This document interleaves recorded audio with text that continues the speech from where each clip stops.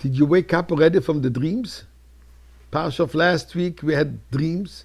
Prior to that we had the dreams of Jacob. This week again, Pharaoh is dreaming. What's all this business with all this dreaming? Everything comes a message through a dream? When it comes to giving charity, we can't just dream about giving charity. We have to give it. So friends, take a coin, take a bill, put it into your pushka, and Avraham Fried has a beautiful song. Wake up, Yidden, from the dream of Golus. Indeed, exile is one big dream, a nightmare. So Yaakov Avinu sees the ladder connecting heaven and earth, the angels going up and down, which is what he sees, the final redemption. Yosef shares his dreams with his brothers, and those dreams are actually all about the whole journey of Yosef being thrown into slavery and in Egypt, and then become viceroy and saving the Jewish people and bringing us ultimately to Mount Sinai. The butlers and the baker that are together, the butler and the baker that are together with Yosef in prison, and they have a dream. Now, what is this meaning of the dream? Was it only a reason for Yosef to be freed from prison? There's more than this to it. So let me share with you a fascinating piece of Gemara. Gemara Chulin, page 92.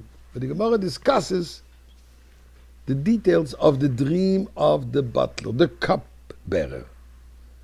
And what it says in the Pasuk, the end of last week's Parsha, Vaisaper Sarah Mashkim es chaloim el Yosef. Butler shared with Yosef his dream, and he says the following, Vayoim aloi, Bachaloimi, I see in my dream, Vini geffen lefonoi, the vine before me. Uba geffen, and this vine has shloisha srigim, has 3 branches. Vike porachas,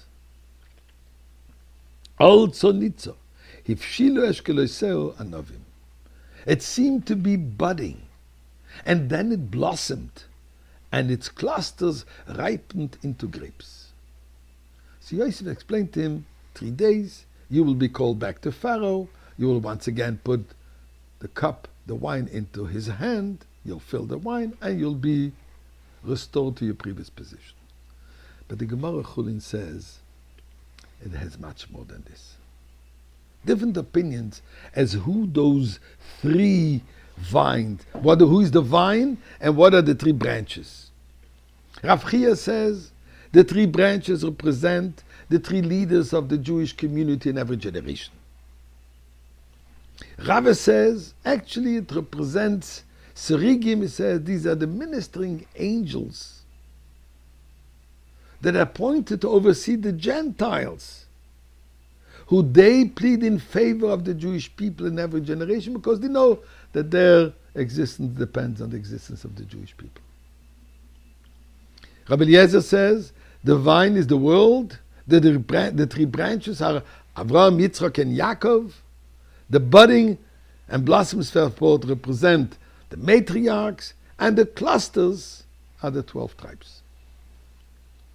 And it goes on further.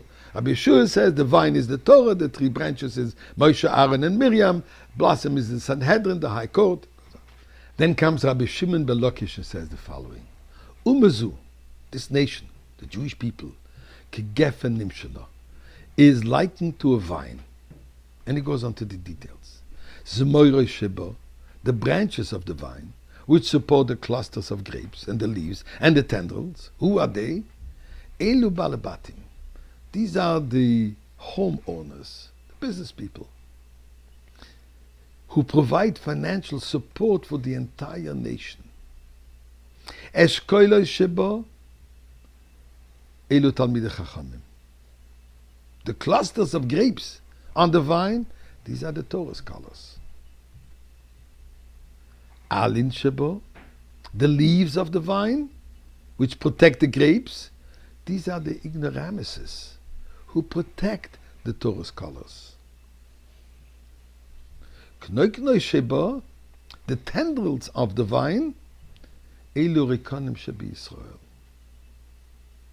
They do not directly serve the grapes themselves, These are the empty ones of the Jewish people.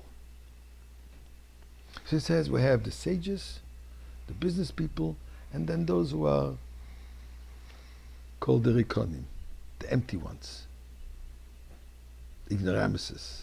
But then the Gemara continues.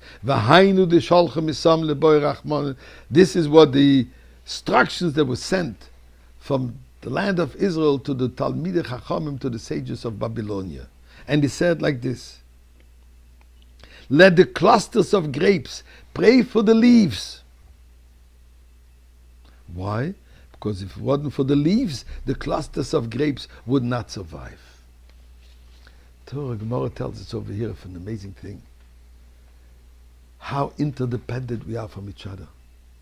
The sages depend on the supporters, and the supporters depend on the sages. The achdus, the unity of the Jewish people, is what makes the beautiful wine.